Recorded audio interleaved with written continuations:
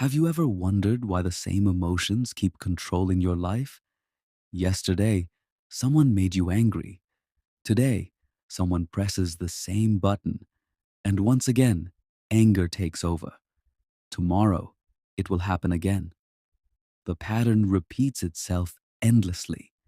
What we call habits today become our conditioning tomorrow. And what we carry as conditioning becomes the foundation of our future lives. So, where does this cycle end? It ends the moment you realize a profound truth. You are not your habits. You are not your conditioning. You are not your anger, your fear, your cravings, or your desires. The cycle ends when you awaken to the fact that there is a distance between you and your patterns. That distance is awareness. That distance is consciousness. That distance is the witness within. Think about anger. Someone says a few words and suddenly rage explodes inside you. But the anger wasn't created in that moment. The fire was already there. Day after day, reaction after reaction, you have been feeding it. Ash covered the embers, but the fire remained alive underneath. Then someone blows on it. The ashes scatter. The fire appears. And you say, "They made me angry." No. They only revealed what was already inside. Each time you react unconsciously, you strengthen the habit. The habit becomes conditioning. The conditioning becomes your character. Eventually, you become so predictable that anyone can control you. Someone praises you, and you feel wonderful. Someone criticizes you, and your day is ruined. Someone bows before you, and your ego expands. Someone insults you, and you collapse. At that point, who is in control? You or the world? Most people live like machines. Their buttons are simply waiting to be pushed. A real human being is different. A real human being can have every button pushed and still choose how to respond. That is freedom. Reaction means someone else is the master. Action means you are the master. And there is a beautiful truth hidden here. Reaction creates bondage. Conscious action creates freedom. Every unconscious reaction leaves another imprint in the mind. Day after day, these imprints become stronger.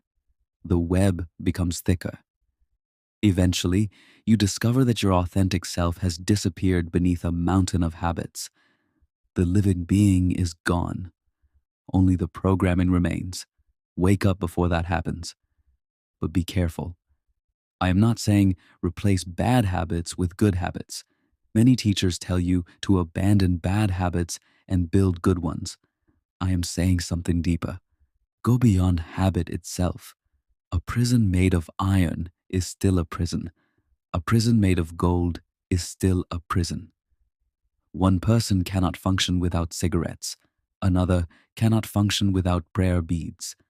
Society condemns one and praises the other. But both are dependent. Both are slaves.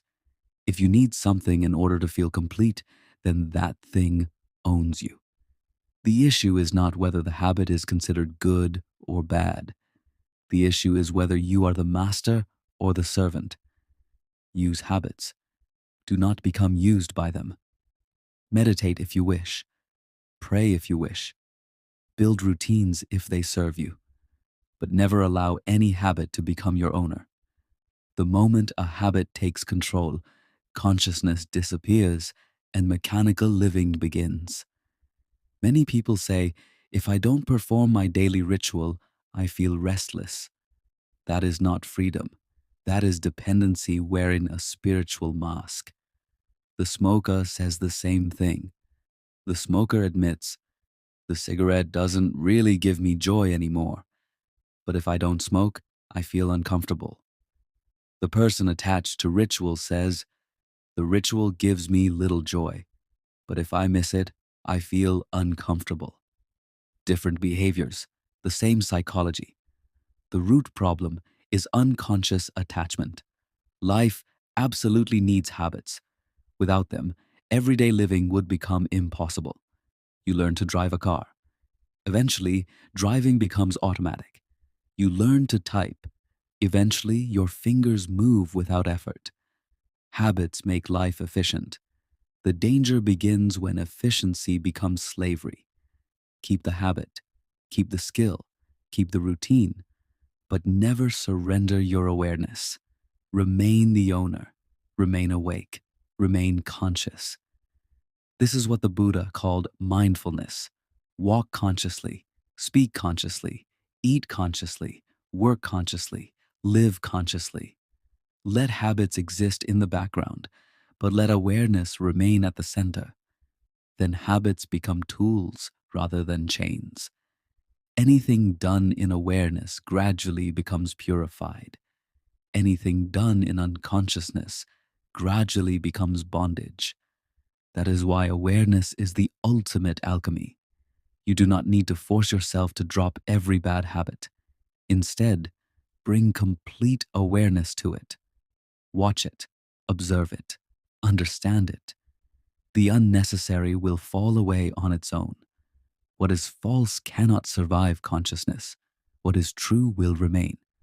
The goal is not to become a better machine. The goal is to awaken as a conscious human being. Be the master, never the slave. And remember, freedom is not the absence of habits. Freedom is the presence of awareness.